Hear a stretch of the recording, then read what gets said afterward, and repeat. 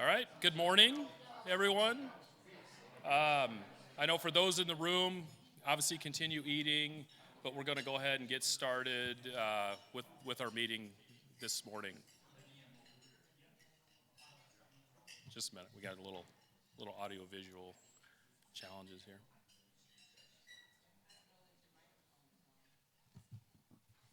I think it is. Good? Okay, perfect. Again, welcome. I'm Anthony Tupper, the Central Illinois CPCU chapter president for 2026, and just want to welcome you to our session today with Eric Haas. Before we get started, I believe we're going to display our antitrust slide.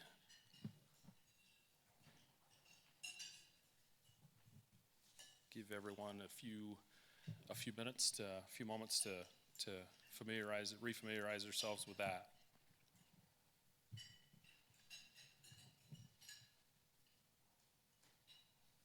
Okay. All right, we'll go ahead and jump in. So today's session, Removing Doubt in an Interview, is with Eric Haas from State Farm. But before we get in there, we have a couple upcoming events that we just want to remind everybody about. So should be seeing these on your screen for those that are virtual. June 2nd, Stop Arguing and Start Negotiating, Tactics for Getting Results. June 27th, we have a chapter event, Adopt a Highway. August 7th, we have a question mark there, but our annual golf outing, I think plans are still being worked through in terms of confirming date and availability at the golf course.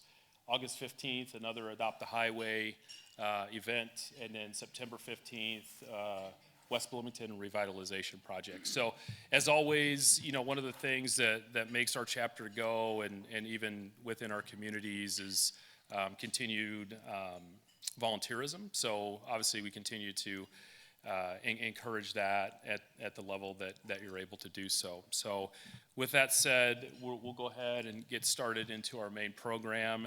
As I mentioned before, Removing Doubt in an Interview. Oh. Yeah, go ahead. Okay. Hey, Bridget. I'm just a really quick opening act for Eric. I just wanted to let everybody know I'm a Bridget Mudrin, member of the Central Illinois CPCU Good Works Committee. You will be getting an email by the end of this week about a volunteer opportunity later this month with Wishbone Canine Rescue here in Bloomington Normal. So did just want to give you a quick heads up. I think we had a little bit of a teaser in the invitation for this meeting, but did want everybody to be prepared to get that, and hopefully you can participate. There will be online giving as well as an opportunity for an actual in-person volunteer. So with that now, Anthony. All right. Thanks, Bridget.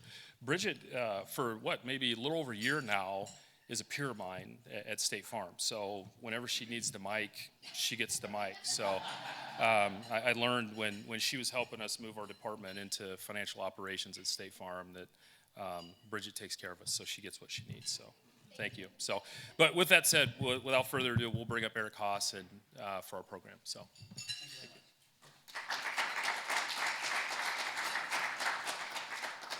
Hey, it's great to be here. First of all, is Mike's working?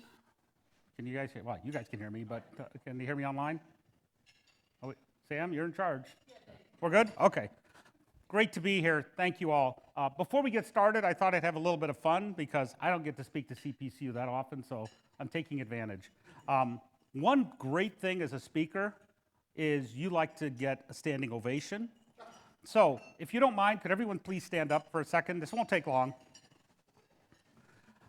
If your birthday ends on an even number, I want you to hold your hand like this.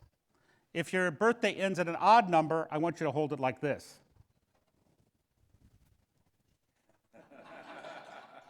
Thank you. Standing ovation. If you see that on Facebook, you all confirmed that it was a standing ovation, okay? Well, it's great to be here, and I hope that all of you, when you think about interviewing, this is not going to be your traditional interviewing class. I've taught interviewing for a long time, and this will not be the good handshake, watch the eye contact, make sure you're dressed appropriately, blah, blah, blah. There's a lot of good advice, and don't get me wrong, I think ultimately those are helpful things. But what you want to be able to talk about is you want to be able to talk about what truly matters, which even with technology changes and everything going on, I believe still is valid as to how people get jobs. And for more than 25 years, I've been teaching these skills both at universities, corporate offices, as well as really all over the country. And for me, it's a passionate subject because for many people, not being able to job interview has been a career impediment their whole life. And ultimately, we don't want your lack of interview skills to impede the ability for you to get the most out of your careers and your lives. And for many, I think some actually give up. You know what? I'm not good at it. I'm just not going to be good at it. And they just resign to the fact because most people, unlike me, don't like to wake up going, yay, we're going to interview today. I can't wait. Most times it's a dread. And I've helped coach a lot of people who literally were scared out of their wits because they had an interview coming up. And so part of my goal with my book and with the work I've been doing is really to introduce the fact that ultimately you have control and things you can do to make it better. So just a little bit about me. I work at State Farm where I'm a consultant, working in a number of areas. For those of you who have people you know that could benefit from interviewing help, maybe somebody, I don't know, kids of yours or friends, I do have a YouTube video that's been out there and pretty popular, so feel free, it's free. Don't look at it during this, please, but you can go out there and look at it. Gives you a lot of tips and tricks. It's about 50 minutes and very helpful. But ultimately, my content is really in my book, Removing Doubt in an Interview. It's in the second edition and something that I've been using quite a bit at a number of avenues. So, as we talk about interviewing, I'm going to rattle through a lot of content here in a short time. And definitely you can ask questions during the thing. I think we're okay with that, Jason, if someone has questions. Or if there's online. And then I'll try and save a few minutes at the end for questions. But I'm just going to start. So first of all, the definition of an interview, I don't think anybody will debate.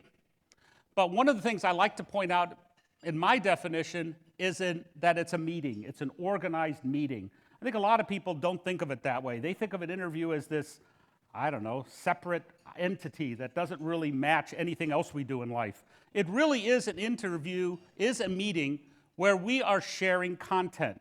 All of you are in meetings, I'm guessing, where you share content on your department, on your subject. The difference is you're sharing it about you, which I realize makes you more nervous because it's personal, but the content that you use when you share a meeting of other content applies in an interview. So some of the best practices that you do to have a successful meeting at work also would apply to having a successful interview.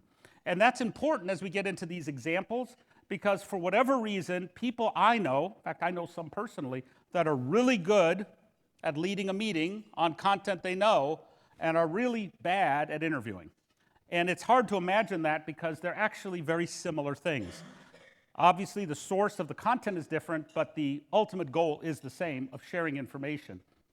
So as we talk about the approaches to an interview, the most common approach I hear, and I ask people, so how do you successfully interview, is they talk about selling themselves, selling their ability. Look at what I've done. Look at my stuff that I've got. Look at my information that I can provide.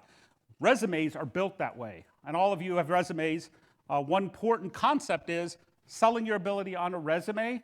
I'll just give one tiny piece of advice. I know this isn't a resume class, but it's related to interviewing. Make sure your resume knows the difference between accomplishments and activities. Okay? Big difference between those two. Most resumes are loaded with activities. Served on this committee, did this, did that, worked at this company this many years. Those are all activities. They don't tell what you've actually accomplished. Those are accomplishments. And immediately when I teach this class, and I taught it at ISU recently, and I had about 40 students, and all the resumes I basically ripped apart because they were all activity driven. And activities do not generate the kind of questions you want in an interview that accomplishments do. Because accomplishments, oftentimes tied to some kind of metrics, but also just in general, are powerful ways to incite questions. If I say I worked at a company 25 years, not sure how many questions that would generate, except Well, good. I guess you haven't been fired in 25 years. Way to go. But if I say I led an effort that reduced costs by 30% or helped the company I'm working for enter a new state, which is going to provide this much revenue, suddenly that opens up interview questions. I bring this up because to get to the interview, and I just saw a study yesterday that the job market's tightening up right now and there aren't as many jobs. To get the actual interview, you need to have a resume that generates interest enough to want people to ask you questions, and what generates that are accomplishments. Does that make sense? And so I always tell people that. They'll send off resumes and not get any interviews, and I'll look at it and go, yeah, there's nothing here. Nothing that interests me and nothing that warrants me wanting to get deeper into the questions. But once you start making them accomplishment focused, interviews start happening because people are interested now. So really, it is not just the ability to sell your abilities, because selling your abilities implies that you have all the information that they would want and you're just selling it like you're selling a product. I will tell you now, that's not how people are hired. I've hired a lot of people. Many of you probably have hired people. By and large, most people will tell me, you hire not the person that has the most tenure, not the person with the highest GPA if it's a college student, not the person necessarily with the most work experience. All of those are good factors. You hire the person that you're the most confident could do the job. Agreed? Because that is what your job is. You're hiring them to do a job. To hire somebody you're not confident can do the job but has a 4.0 GPA from Harvard sounds cool, but in the end it's not going to serve you well because you ultimately want confidence they can do the job. So as I've done research on interviewing and tried to help people, that's how I came to my book, Removing Doubt, is I knew there was a hidden X factor of why people weren't getting jobs. Good people, smart people, somehow weren't getting jobs. What was the X factor? What was causing that? And I came up with the concept that actually is in the title of my book, the concept of doubt. And I'm going to talk to you today about the role doubt plays in an interview and why your goal should be to remove the doubt, which inversely gains the confidence, which is what we just talked about was the reason people get hired for a job.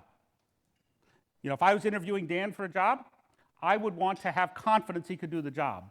The best thing Dan could do for me to be able to do that is for Dan to remove my doubt in what he can do to do the job. Less doubt means more confidence. It's a math formula, all the math I'll do today, but it is directly related. It's imperative then that Dan anticipates the doubts I might have and target those ahead of the interview. See, notice we're not talking about selling here. We're talking about anticipating doubts and being able to target and remove those doubts in my mind.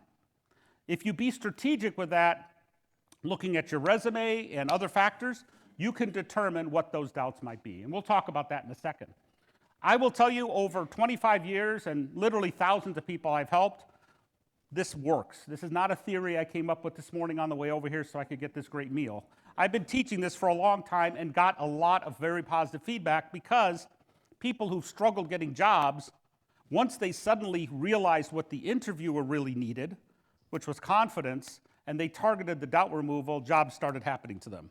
I had one guy, in fact, that couldn't get a job that got 3 job offers doing this. And he called me going, what do I do now? I go, hey, you're on your own, buddy. I got you there. But the result was he got those offers. So let's talk about doubt and why this is so important. So as we talked about, interviewers hire the person they're most confident can do the job. That's not rocket science. Removing doubt in their eyes should be your goal. What it requires is a careful review of your skills, talents, experiences, and competencies, and align that with the job that is being sought. In other words, what are the things that you have, and what are your weaknesses even, and what are the job-specific things? Anticipating those hot topics is the key to target and remove doubt.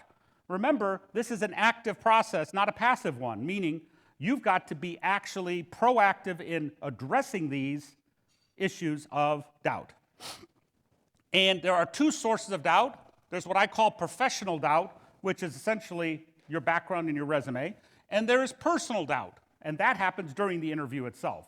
things that you do through body language and others that create doubt in you. Just as a quick example, I'll give you one that is a real example. I knew somebody who wanted to be a financial business analyst, and she was very, very good at her job. She worked 25, 30 years in accounting. She knew everything about it. One problem, she did not have a college degree. Everything she learned was, as she called it, on the street. She learned all that, etc. She wanted to apply for a job as a financial business analyst at this company, and I asked her to research who are the kind of people that they usually hire.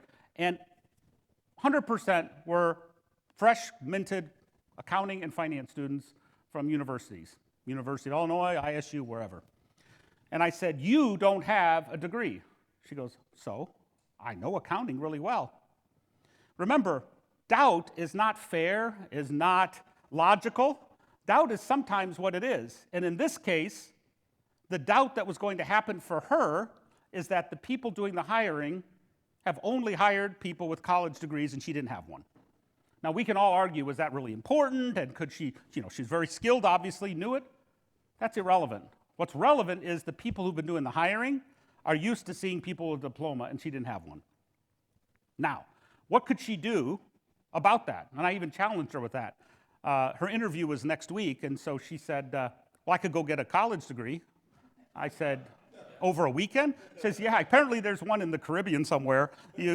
Friday is like the midterm, Saturday's the final, and then you party on Sunday. I'm like, okay.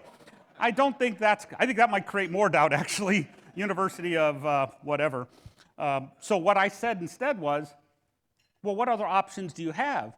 She goes, I know, I'm just not going to talk about it, and hopefully they won't ask. I'll call that avoidance. And that works like rarely, because they know, they can see that she doesn't have a resume. I said, you need to address it head on. Why do you believe you can do the job without a degree? She says, I have done this on the street all these years.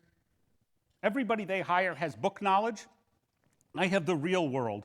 I think I could be an asset to help them because they're bringing very smart students that don't have experience. I have the experience. And I said, that's what you need to talk about. So like I talked about earlier, you want to be active in doing this. You don't want to wait for them to ask the question because out of politeness, they may never say anything. Remember, they're worried a little bit legally. Can I say something? So they're going to very quietly not mention the fact you don't have an interview, but at the end, they won't hire you. So she proactively, in the tell me about yourself, which we'll cover in a second, she said, as you can tell from my resume, I don't have a college degree. She said she saw their faces get big like, whoa, she brought that up? I'm surprised. However, I believe I went to the school of hard knocks, and I learned at that school. And I believe that my experience would marry very well with the college students that you hire. They could teach me what they learned in school. I could teach them the real world. And I could bring that diversity of knowledge that you lack right now. And I think together that would be better. Removing doubt. She's basically telling them why their doubt is not a doubt anymore.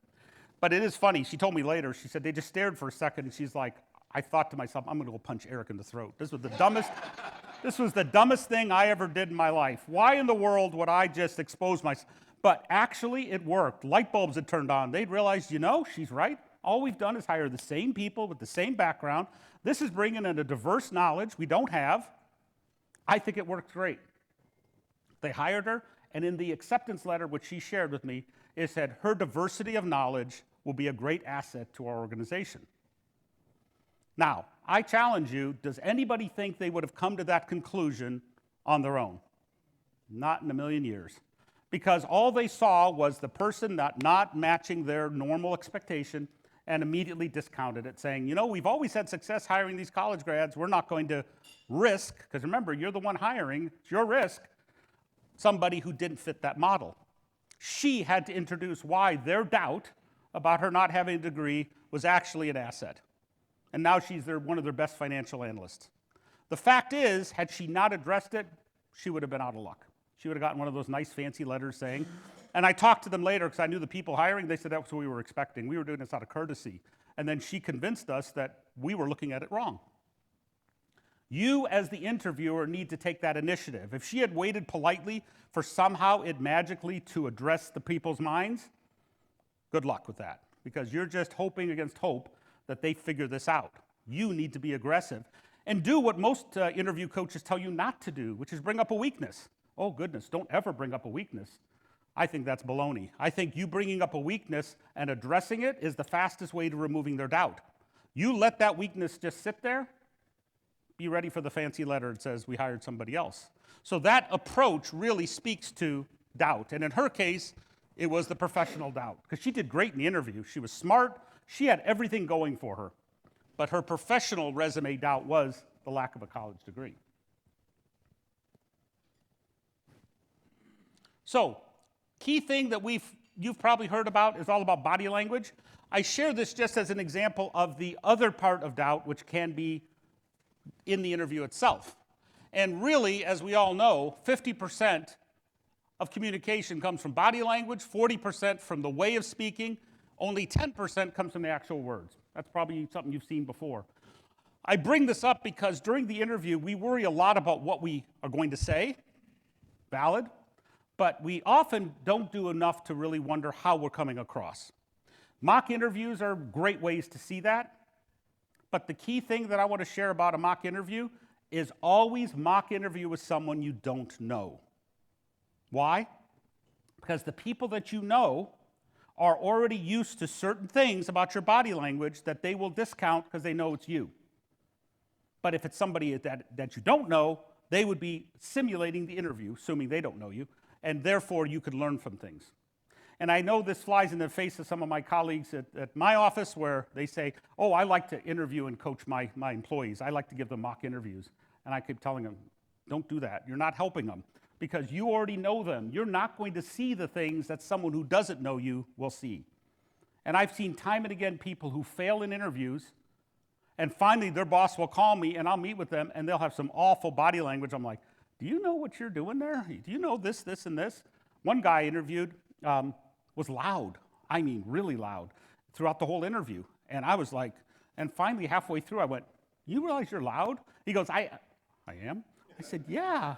I said, do you know being loud could be perceived as being somebody difficult to work with, dominating to employees? I went through the whole list of things, and he was the opposite of those things. So a little trivia for you. People who have loud voices sometimes are perceived to be difficult, always want to be in charge, always dominating. Ironically, those people who aren't coached that that's a problem, what do they talk about in the interview? I led this, I led that, I did this, I did that. All they're doing is reinforcing the doubt that all you want to do is be in charge. It's ironic, right? People with a very passive voice, very quiet voice, sometimes are perceived to not take the leadership or not be willing to stand up and take initiative. If they talk about how they worked on this team and worked with others and all they're doing is reinforcing they're not going to take charge. A little ironic, isn't it? So what I coach people on is based on your body language and things that you do, you may need to adapt your story so that you don't create doubt in a certain approach that they reinforce. So the person with the loud voice, the easiest thing to tell him is not to be loud, but you are what you are. I mean, he's going to be loud. What I did is I told him to talk all about the teams you've worked on, talk all about the partnerships you've done and the relationships and collaboration. That'll offset the fact that your loud voice makes him feel like you want to be, General Patton every day. And it's interesting when you do that, how it helps remove doubt. Because now it's like, okay, this person's loud, but they talk about all of this collaboration. That's a good thing. Oh, this quiet talking person is talking leadership. I led this, I led that. Maybe a quiet voice, but they have that initiative. An example where doubt can lead to assumptions. And remember, doubt isn't fair, doubt isn't always logical, doubt isn't always right. But guess what doubt is? It's real. It literally is there. And you can either ignore it, hope for the best, cross your fingers, or you can address it, which is what the concept of removing the doubt is all about. Okay, let's do the first question. Make sure my time's doing okay, Jason. You're going to give me where's the lights? The red, green, blue? Come on, Toastmasters. Okay. I'm just keep rolling here. Unless you guys have questions, I'm going to keep going. First question is to tell me about yourself. Everybody loves that question, I know. Wow, can't wait for that question. It's considered an icebreaker question. It's designed as an easy question. Nobody knows you better than you. Maybe. The fact is, Many people don't know what to do when it comes to that question. Now, I gave the example of the financial analyst who actually used it as an ability to remove doubt, and I think it is a golden place to do that. Why? Because this is the only question in an interview that's open-ended, which means in English, it's the only place you can go wherever you want to go. Every other question is going to drive you to an answer. Tell me about this, tell me about that. Here it's whatever you want to cover. So I encourage people to use this as a place to establish who they are and to remove doubt. It should be theme-based and not what's nicknamed a verbal resume, which, by the way, I guarantee some of you in this room have done. So I've been at this company this long. I worked 7 years here, I worked 5 years here, I worked 2 years here, blah, blah, blah, blah, blah. Why is that not a good way to tell about yourself? It's there. In fact, I've had interviews where I read down. I'm checking off boxes as they go. Okay. And then I thought to myself, do they think I can't read? Because they're literally reading it to me like I can't read. The fact is, it does nothing to promote who you are. You're already sitting in that chair probably because of the resume. So you repeating it is not helping. It's not doing anything to remove doubt because you haven't targeted anything. You're just rattling off what's there. Instead, what I believe you should do is what I call a theme or a brand-based. You should introduce why they should hire you and what your skills are that doesn't show up on the resume. Things about you that they can't tell. I was helping somebody one time who wanted to get into claims. I don't know if any of you work in claims or are familiar with claims, but that's a challenging job, right? Nobody calls the claims office when everything's fine. I'd like to do it sometime. Hey, life's great, car's fine, everything's good. I'd be like, who is this guy? Somebody's calling because something bad happened to him. So this person was applying for a job, and she was ready to go through the normal, tell me about yourself, 15 years in claims, blah, blah, blah. I said, stop. I can see all that. Tell me why they should hire you into this claims position. And she says, because I like helping people. And I feel it's so important for us to honor the promises we make. The way I do it, and she started rattling off things, I'm a good listener. People I'm talking to are stressed or upset. I'm also a good communicator. I have to tell them exactly what they need to do, and I'm very specific about it. I'm also organized. I might have 20 or 30 claims going at the same time. I don't want to talk about a boat, and they don't have a boat. So I got to be confident that I have all my materials. So she rattled off all these traits that I think she's empathetic, but she's not going to promise anything that she can't deliver. I mean, all of these traits that I think is a good thing for a claims rep. I said, you need to tell that.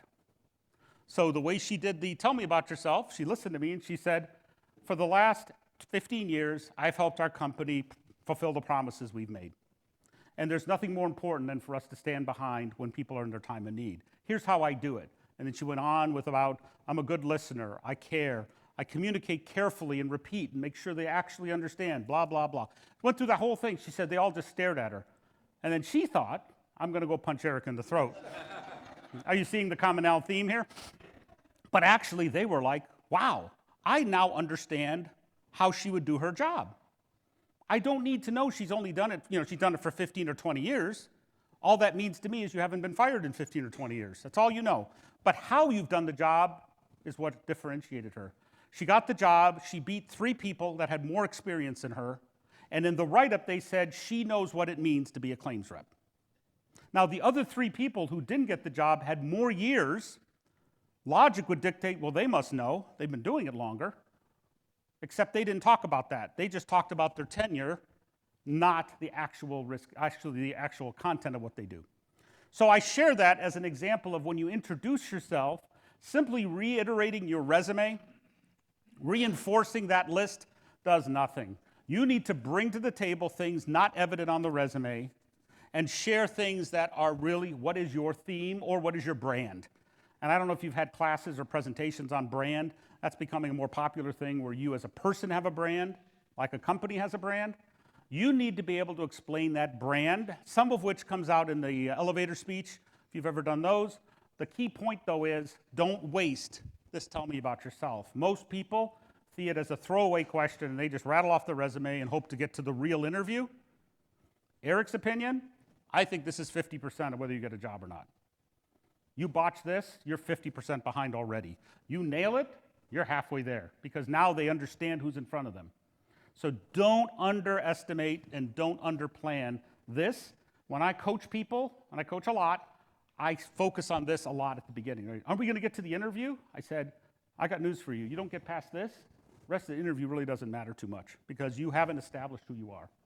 And so I force discipline on this part, and once they nail it, they're like, this is great. So personal brand, very important. It is a powerful tool in defining your professional identity. Powerful. And most people don't do a very good job of this. So just reminding you to kind of keep that rolling. How am I doing with time? Am I still okay? All right.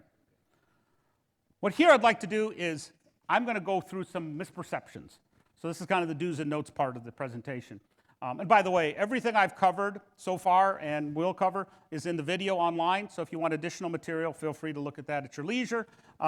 Really want to make sure that these are things you can use and are practical. So my book and my videos are all very practical. Those of you that have seen my book, you know it's very how to do, not just a lot of boring fluff, because I think it's critical that interviewing be treated as what it is, a necessary skill, not a painful process you got to go through and cross your fingers you get the job. And there are things you can do in a skill to get better, just like any skill.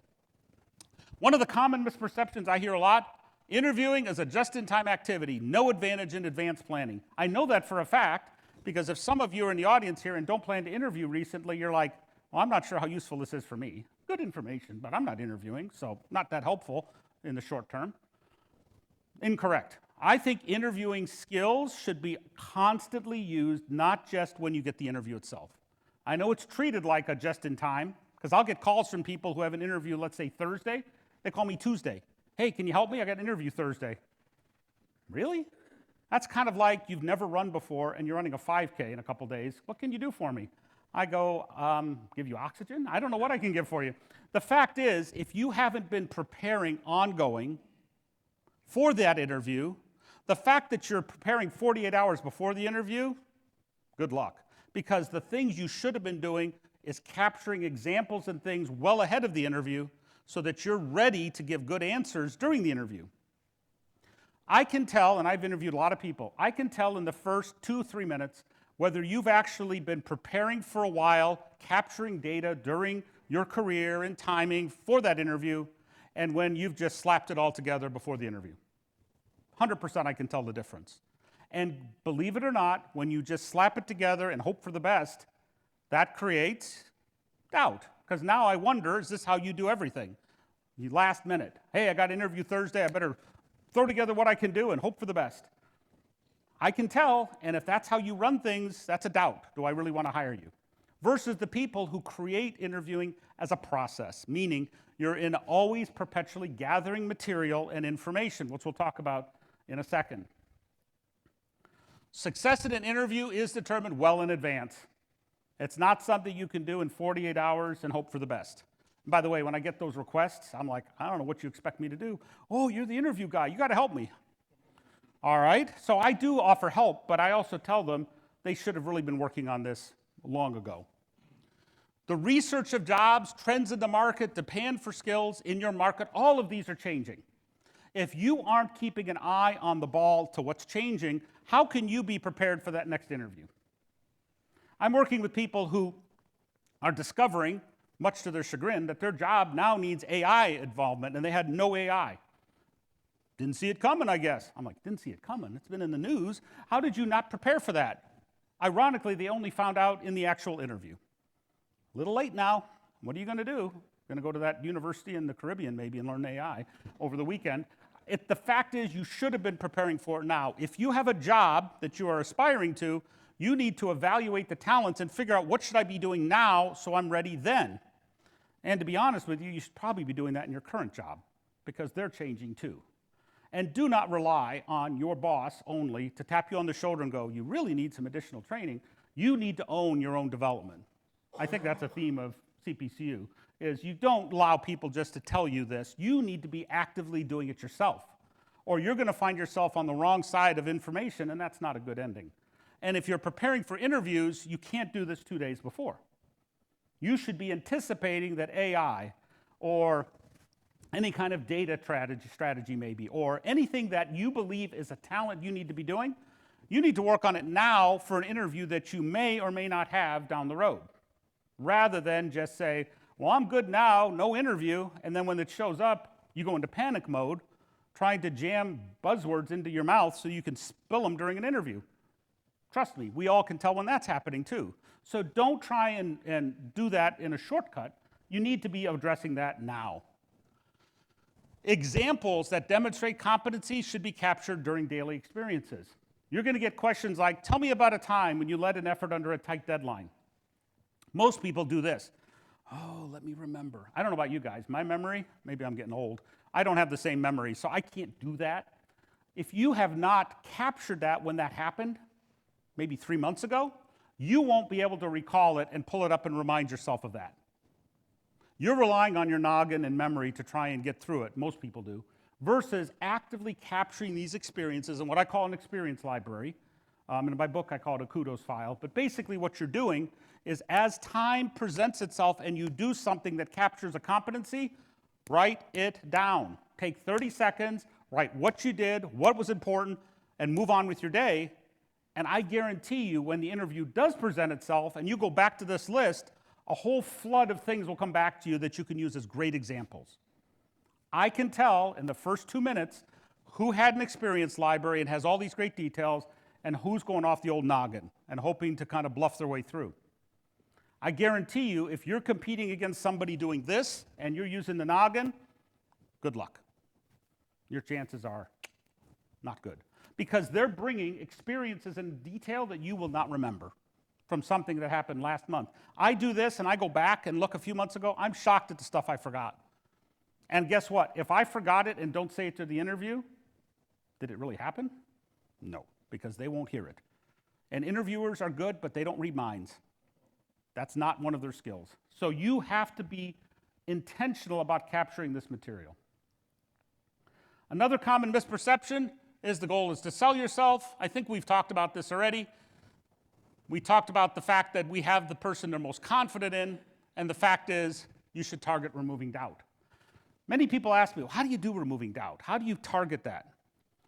Think back to that financial analyst I told you about. Look at the job that you're aspiring for and identify what are the key things they're looking for in that. Sometimes it requires talking to people currently doing the job, and they could tell you, hey, we're getting really into X. Amazon Web Services, that's a hot thing. And you're like, what the heck is that? Well, that gives you a clue to start working on stuff so that when you do apply for that, you have that ready for you. So that requires you to constantly be doing things, even if you don't have an interview now. And ultimately, it will be to your benefit. Okay, another misperception. This is my favorite. STAR. How many people have heard of STAR? Oh, yeah. Do you know STAR's been around forever? It's been around, I think, since '74. And I don't know about you, how many things from 1974 are still valid. But the fact is, in my opinion, it is not an effective process. STAR, which stands for Situation, Task, Action, Results, is how a lot of people coach you to answer a question.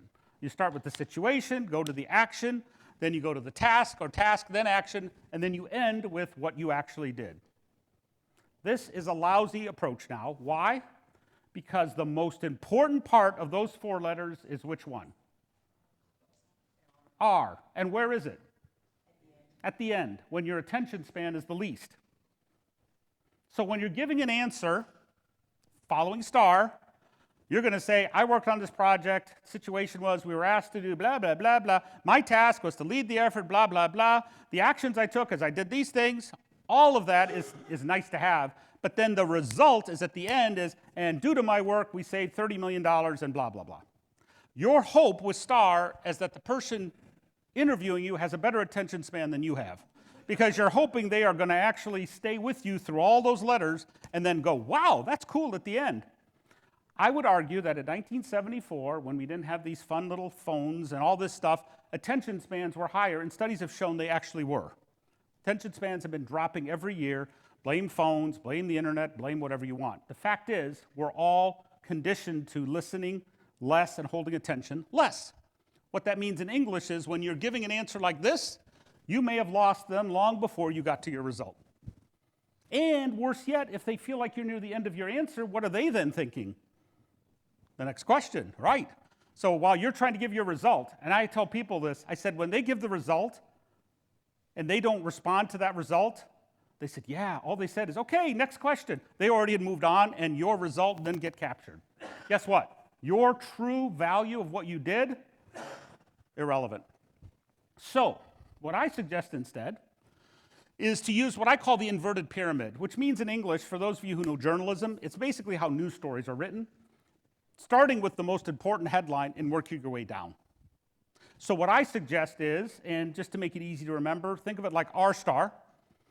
So you got star, but start with the R. I led an effort that was able to save the company $30 million. Wow, tell me more. Then you can go into the situation and task, because they've heard already the most important part. And by a little trivia for you, and most of you do this probably, I don't know, but you tend to write down the first 30 seconds someone says, and then you stop writing.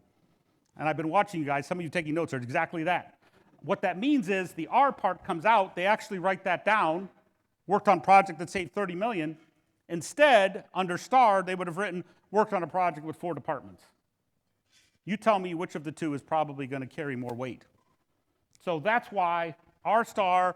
There's also problem, action, result. There's a number of other approaches, but only use star if you don't want the job.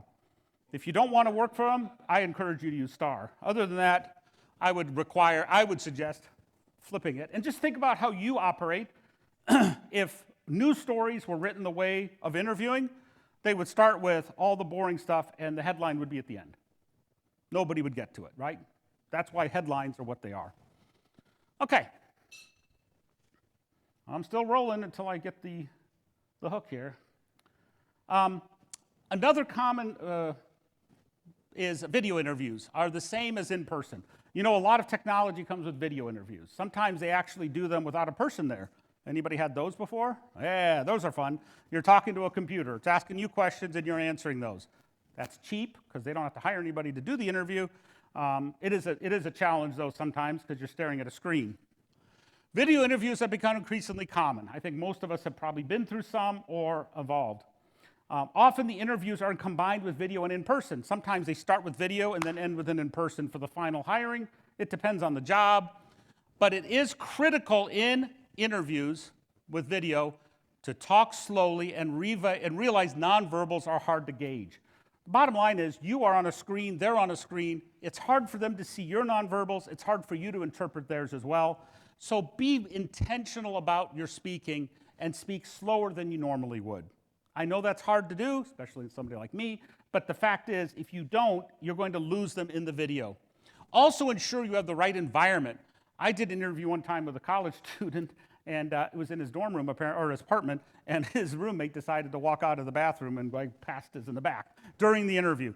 Now, he was dressed, so don't worry about that. But it was just like, and he didn't even see it, and then he looked out of his corner and saw his roommate. And I could tell he was, apparently thought he was going to sleep it off and didn't, and woke up. Fact is, you want to be in a place that's quiet with minimum distractions. People who do interviews remotely, I always tell them, be very intentional that phones don't ring, that nobody comes and bugs you, and don't read your answers. I know people think, great, video interview, I'm just going to have the answers placed around the top. I can tell. In fact, I saw somebody one time, they were literally doing this the whole time.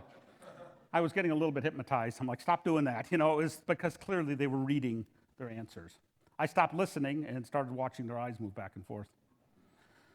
Another common mistake is written notes into an interview. This is a very common thing. People go, you can't take notes into an interview. I say, why? Because that's cheating. I go, cheating? Since when did an interview become a test? How are you thinking they're testing you? Remember what we talked about earlier? Interviews are like meetings. When you go to meetings, you take notes. In fact, I'd be worried if you didn't have notes. You're just going off the top of your head. So taking notes into an interview is absolutely okay. It can be a helpful part of the information sharing. Preparing notes in advance, and in my video, it talks about how to do that effectively on a one-pager, is a very powerful way to refresh your mind, give you keywords, and make sure that you don't miss something important. Don't be distracting. Don't have lots of pages. Don't have something digital. Paper's best. But having notes is absolutely okay. I think some people think if you glanced out at notes during an interview, you're cheating. Actually, it's welcoming because your detail is usually better. So don't be afraid to do that. It's also valuable as a post-interview review because you can see what you planned to say, you know what you said, and then you can see how did you say it. What worked, what didn't work. Last thing, a couple more things. What questions to ask? We always get, should we ask questions? What do you think? Yes. Worst thing to say when you say, do you have any questions for us? Nope, nothing. That's not good. What you should do is prepare 2 to 3 questions. The questions, though, should not be information you could have found on your own. I'll give you a quick example. I was interviewing somebody one time, and the interviewee asked, what is the training for this job? Now, you might think, what's wrong with that question? I'm not in the job. But the person that was doing the interview with me said, it's on our website. You obviously haven't looked at it. Ooh, zinger. Guy just was like, oh. So what ultimately that did is create doubt. You're asking questions you could have found out, but apparently didn't. Better question would have been, I was on your site. I saw your training program. I have a question on this class. Show that you actually did the work. So don't use that as a time to ask questions that you should have gotten the answer from on your own. It's very effective if you ask a question that comes from the content of the interview. Meaning, somebody at the beginning of the interview says, oh, Dan, let me tell you a little bit about our project. While we're talking, write down notes so that you could say, hey, Eric, earlier you mentioned that the project is doing this and this. Nothing is more flattering than for the interviewer to hear you repeat back to them what they said.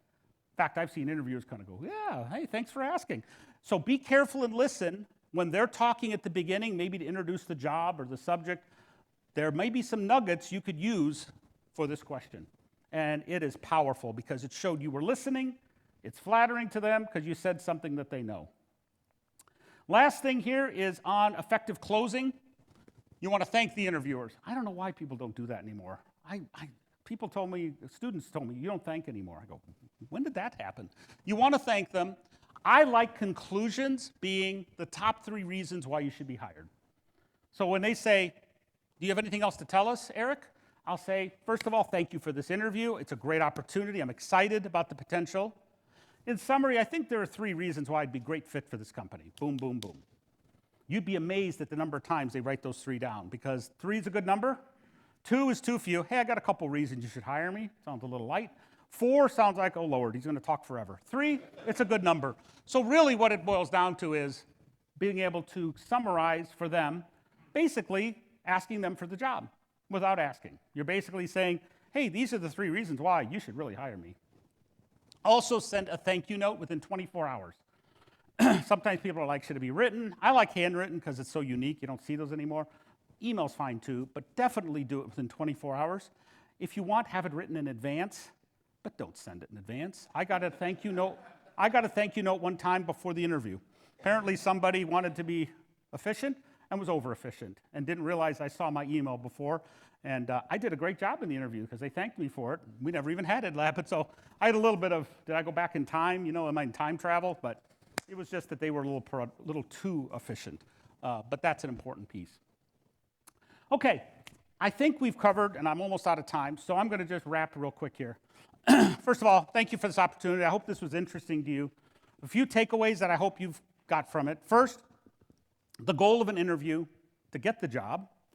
The path to that is to remove doubt, because doubt is what stops you from getting the job. So anticipate, reduce, and remove that doubt. You'll have a better shot at getting the job. Interviewing is a process that needs to happen 24/7, not just the day before you find out about an interview. If you wait, you're just risking that you can slap it together and get it through, and that never works in life in any other situation. Don't know why it would work in an interview.